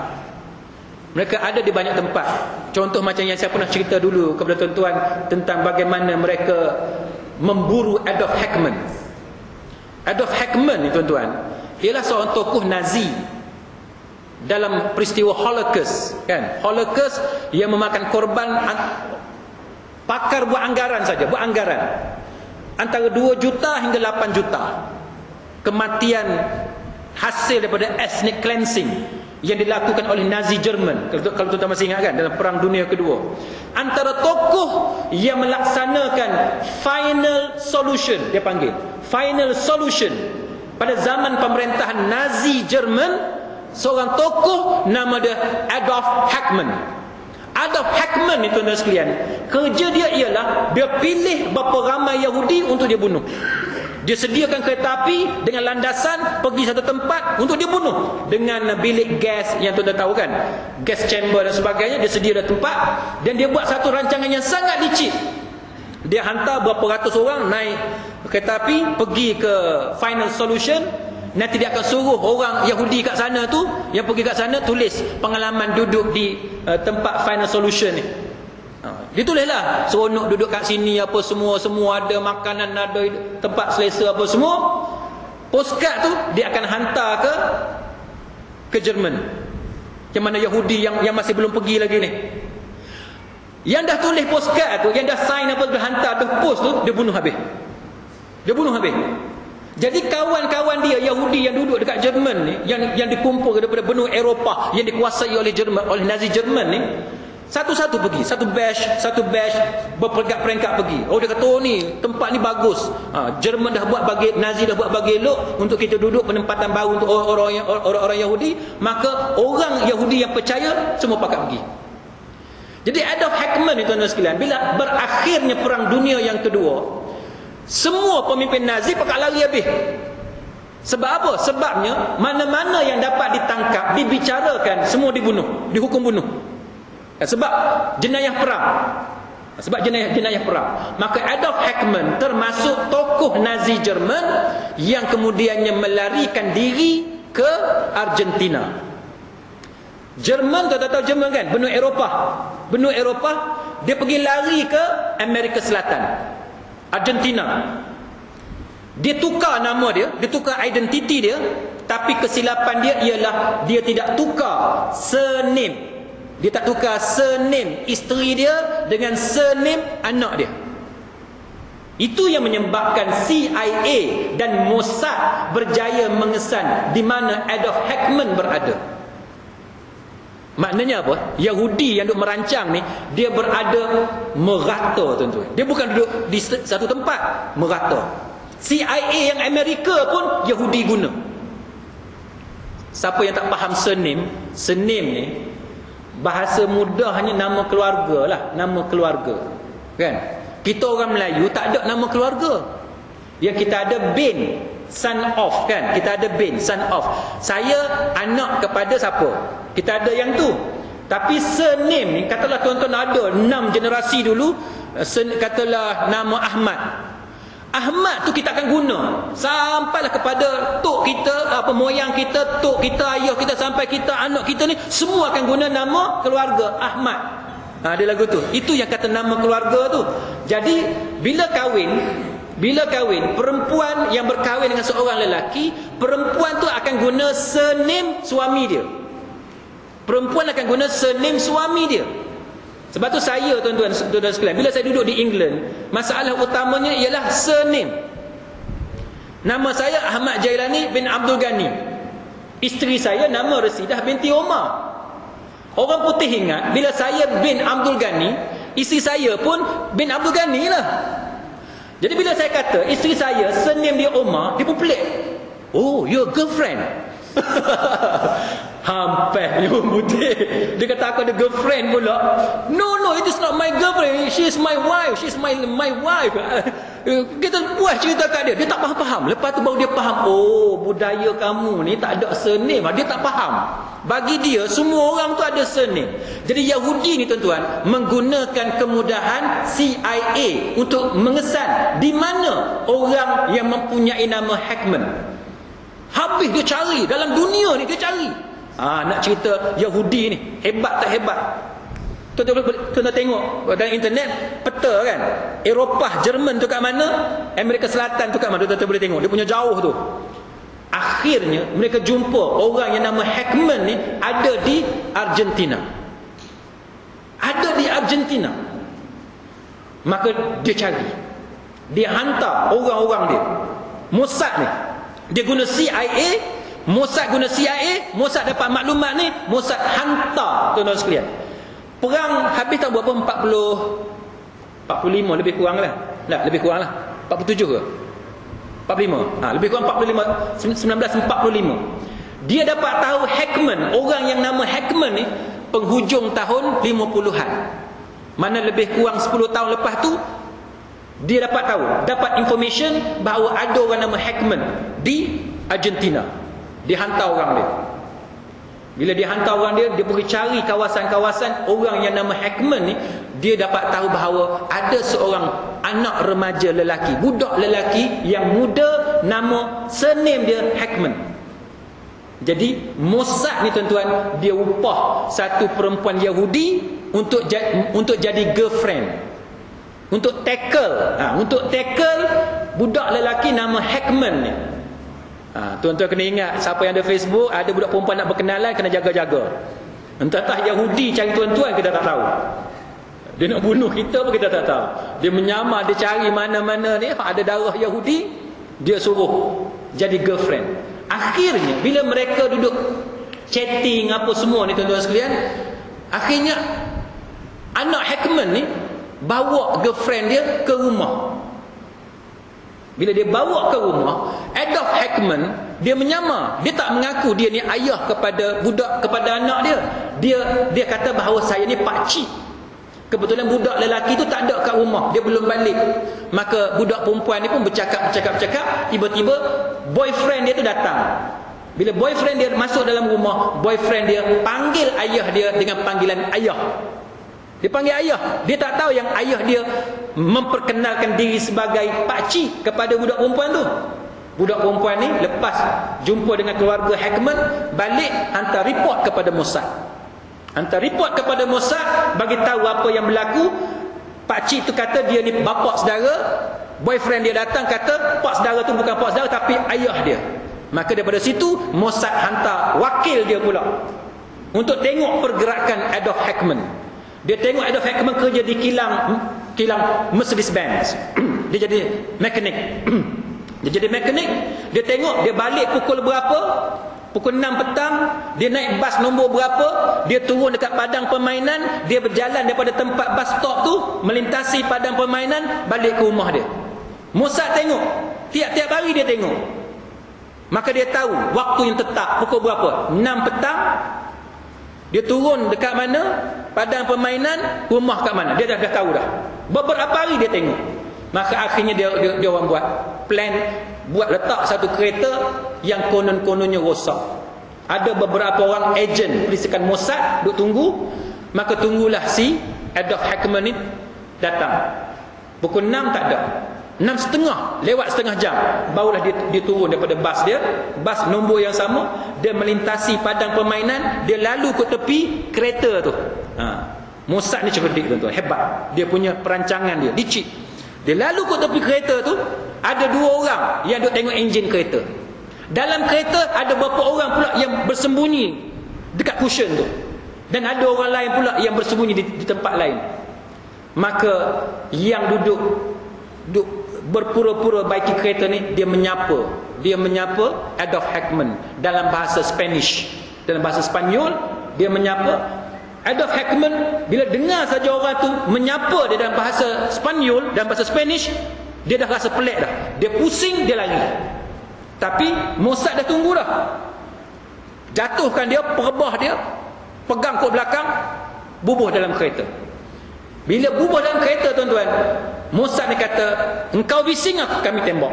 Dia kata, engkau bising kami tembak. Masa itulah Adolf Eichmann kata, aku tahu bahawa engkau adalah Yahudi. Adolf Eichmann kata, aku tahu bahawa engkau adalah Yahudi. Maka Mossad ni tuan-tuan dibuat perancangan bahawa mereka akan seluduk keluar, Adolf Eichmann ni keluar daripada Argentina pergi ke Israel untuk dibicarakan. Tuan-tuan tengok. Dia dah buat perancangan, saya ringkaskan cerita dia. Dia buat rancangan, akhirnya dia berjaya bawa keluar, pergi ke Israel. Bila dia bawa pergi ke Israel tahun 60, Israel ada tahun 48 kan. Tahun 60 dia dah bawa pergi ke Israel. Pemimpin Jerman dah takut. Pemimpin Jerman dah takut. Tuan-tuan bayang, satu negara yang baru berusia 12 tahun. Satu negara yang baru berusia 12 tahun. Kecil pula tu. Kecil. Dan bukanlah satu negara yang kuat. Kalau logik akal lah. Kalau logik akal bukan satu negara yang kuat. Tiba-tiba tuan-tuan, pemimpin Jerman ni pergi berjumpa dengan pemimpin Israel, minta dengan pemimpin Israel supaya perbicaraan itu hanya membicarakan tentang Adolf Eichmann dan jangan sekali-kali mendedahkan nama-nama pemimpin Nazi hak lain. Punya takut dekat Yahudi tu. Tuan-tuan baca dokumentari tu. Sangat-sangat hebat tuan-tuan. Yahudi ni bila dia tahu Jerman dah takut dekat dia, dia bagi syarat. Syarat apa? Engkau kena supply senjata dengan satu jumlah yang dipersetujui. Akhirnya kalau tuan-tuan tengok report tu, harga dia 240 juta US dollar. Kelengkapan tentera, senjata semua tu kena bagi kepada Israel tahun 60 tu tuan-tuan. Tahun 60. Jerman ni punya takut kalau Israel dedahkan nama-nama pemimpin Nazi yang terlibat dalam Holocaust, setuju. Akhirnya dia orang bagi 200 lebih kurang 240 juta US dollar. Tengok tuan-tuan. Sebab bila balik pada jadi akhirnya cerita dia, kemudian Adolf Eichmann itu tuan sekalian dihukum gantung. Dihukum gantung, didapati bersalah, dihukum gantung. Dan tuan-tuan nak tahu mayat dia pergi ke mana bila dia kena hukum gantung? Mayat dia pergi mana? Dia bakar mayat Adolf Eichmann, bawa naik kapal, pergi ke laut, keluar daripada sempadan Israel. Dalam satu dokumen dia kata pergi sampai ke laut Mediterranean, wallahu alam. Dia kata sampai ke laut Mediterranean, abu tu dia tabur dalam laut untuk mengelak daripada orang buat kubur memperingati jasa-jasa Adolf Eichmann dengan Jerman. Tuan-tuan, serupa tak dengan apa yang berlaku kepada Osama bin Laden? Sama. Cuma Osama bin Laden, Amerika kata kami uruskan jenazah dia sebagai jenazah orang Islam. Dia kata macam tu. Betul dia buat ke kita tak tahu. Entah-entah Osama bin Laden hidup lagi, dia duduk seksa dalam penjara. Nak dapat maklumat. Dia kata mati dah. Kita tak tahu. Ataupun betul dia bunuh. Dia dah buang dalam laut, wallahu a'lam. Tapi cara yang Amerika lakukan sebiji sama sebagaimana yang dibuat oleh Yahudi terhadap Adolf Eichmann, pemimpin Nazi yang bertanggungjawab dalam menyediakan final solution untuk membersihkan etnik Yahudi. Jadi jawapan dia, tuan-tuan sekalian, tuan-tuan tengok Yahudi ni, khususnya Zionis, dia punya perancangan dia melibatkan banyak tenaga daripada seluruh dunia. Jadi saya nak bagi tahu berpusat di mana, wallahu alam, saya tidak ada pengetahuan tentang itu. Wallahu alam. Ya.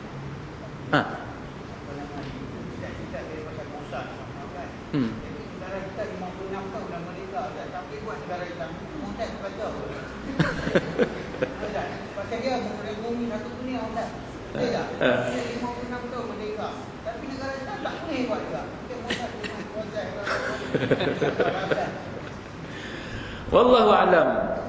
Tuan-tuan sekalian, kalau tuan-tuan biasa ikut kuliah saya selalu sebut, kenapa kita dah merdeka 50 tahun lebih dah. Tahun 57 kita merdeka. Sampai sekarang nak buat undang-undang Islam, nak buat cara Islam, cara 100% tak boleh, dan ada penentangan. Penentangan tu kalau orang kafir tak apa, kita faham sebab dia kafir. Tapi dia datang daripada orang Islam sendiri, kan? Saya selalu sebut kepada tuan-tuan, saya selalu sebut, siapa ikut kuliah saya dia tahu bahawa bila tuan-tuan baca buku The Modern Egypt, tuan-tuan baca buku tu, tuan-tuan beli. Kalau online pun ada. Dalam buku The Modern Egypt tu tuan-tuan, Lord Cromer ni yang pernah jadi komisioner Inggeris di Mesir, dia cerita prinsip awam yang diperkenalkan di negara-negara yang dijajah oleh Inggeris. Dia kata bahawa England was prepared to grant a political freedom to all her colonial possessions as a generation of intellectuals and politicians imbued through English education were ready to take over with English culture. But under no circumstances would the British government tolerate an independent of Islamic state. Maknanya bahawa Lord Cromer sendiri kata bahawa Inggeris ni bila dia nak merdekakan sesebuah negara, dia akan make sure dia akan menyerahkan kepada golongan yang serupa dengan dia.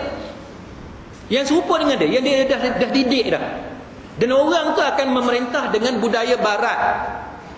Tuan-tuan tengoklah sekarang ni negara-negara Islam yang pernah dijajah, Kalau yang tak pernah dijajah pun kita pening juga, kan?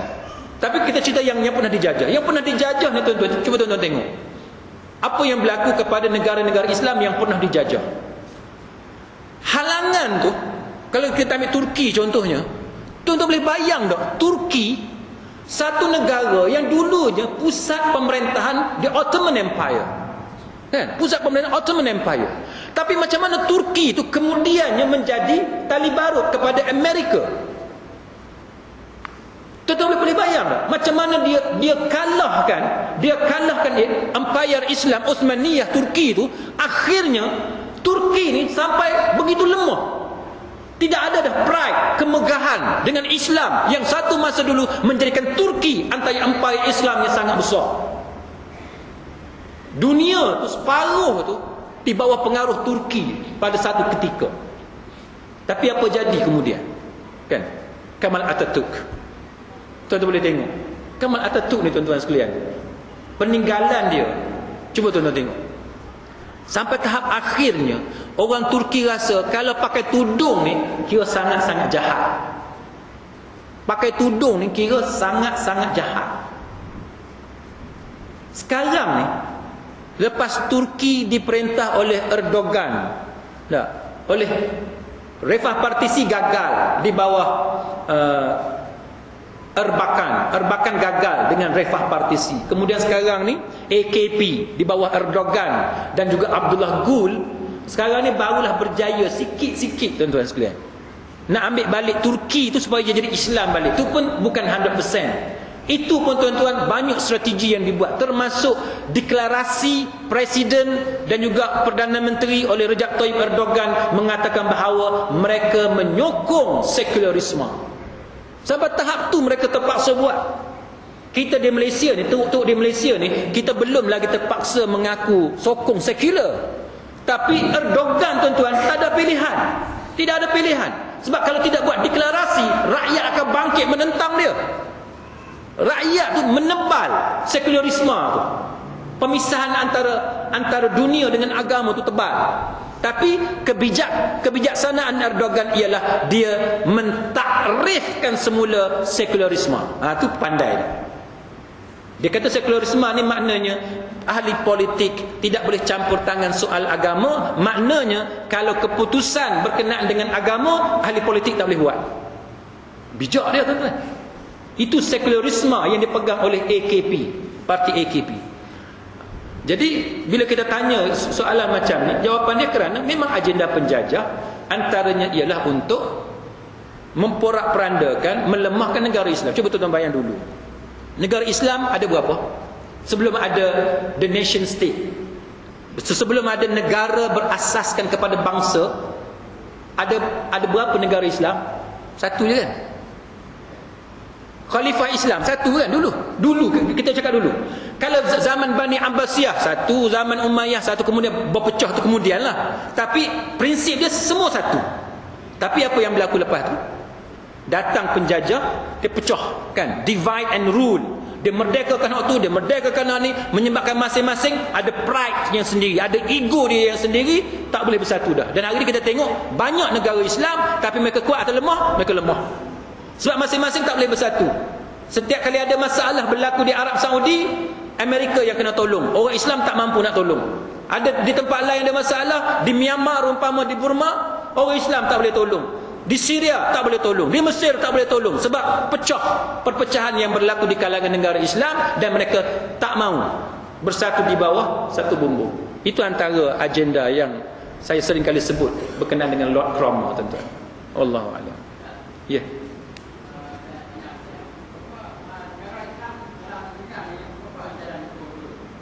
Negara Islam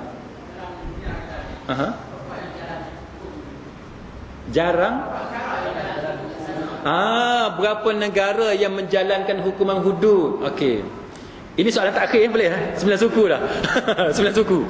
Ini soalan terakhir Kalau ada soalan kita sambung bulan depan. Baik. Berapa negara Islam yang menjalankan hukuman hudud? Baik, kita kira hak mudah dululah. Kita kira yang mudah. Yang tuan-tuan muncul dalam kepala mula-mula sekali, negara apa? Saudi lah. Nombor 2? Apa dia? Brunei yang baru. Brunei tu baru kan? Tak. Yang lama dah. Saudi, Pakistan, Iran, lagi? Aceh, lagi? Itulah antara nama-nama yang ada dalam kepala kita. Baik, muslimin muslimat sekalian, masalah yang berlakunya apa? Masalah yang berlakunya ialah media barat ni, tuan-tuan, dia sedaya upaya nak tunjuk contoh yang sangat tak baik. Satu. Yang kedua, kita mesti juga mengakui bahawa kerana benda ni benda baru. Benda baru bukan bermakna benda tu dah ada dalam kitab, ada dalam hadis dan sebagainya, tetapi kita baru nak laksanakan sebagaimana yang berlaku di Aceh. Sekarang ni Brunei, dan akan datang mungkin negara-negara lain. Disebabkan kita baru nak mula, tuan-tuan, sudah tentulah dia akan berlaku banyak kepincangan. Ditambahi pula dengan peranan media. Contoh apa dia? Yang tuan-tuan ingat yang dalam negara kita satu masa dulu, apa dia? Yang minum minuman keras yang patut kena rotan. Dia sendiri nak kena rotan, betul tak? Dia sendiri nak kena rotan. Tiba-tiba macam mana Sultan faham? Ampunkan dia. Sampai dia tak kena rotan, betul tak? Pening tak? Jadi pening, jadi heboh satu negara pasal Kartika ni, pening. Patutnya dah dia nak kena rotan, apa masalahnya? Benda kecil je. Apa isu dia? Tak ada isu pun. Tapi seolah-olah Islam ni satu agama yang kejam. Tuan-tuan tengok di Aceh, dia tunjuk gambar yang pelik-pelik yang kita pun sampai kita confuse. Ni gambar ni betul ke ataupun salah? Dia tunjuk gambar, dia buat Photoshop, kan? Tunjuk gambar perempuan kena rejam dan sebagainya. Ini satu contoh, tuan-tuan sekalian, media barat ni sangat jahat. Pengalaman saya 4 tahun, tuan-tuan, di UK. Kalau orang Islam buat jahat, dia akan tulis Muslim, apa dia? Kill her son. Muslim woman kill her son. Kalau orang Islam yang buat jenayah, dia akan sebut nama agama. Dia sebut nama agama, lepas tu front page. Tapi kalau orang putih yang bunuh ke, yang buat terorisme, yang terlibat dengan teroris dan sebagainya, yang bakar bangunan, yang bunuh polis dan sebagainya, dia tak sebut nama agama pula. Dia tak sebut a Christian woman kill a police officer. Dia tak sebut macam tu. Dia sebut adalah satu orang nama kill a police officer. Itu yang dia buat. Sebab tu bantahan yang kita buat di UK, tuan-tuan sekalian, ialah diskriminasi agama. Kenapa kalau orang Islam buat jenayah, hang sebut agama dia front page, tapi kalau orang Kristian ataupun orang agama lain buat satu kesalahan, hang tak sebut nama agama dia? Itu peranan media nak bentuk cara kita berfikir supaya tak suka kepada Islam. Hudud ni tuan-tuan, bukan benda baru, benda lama. Nabi dah buat lama dah.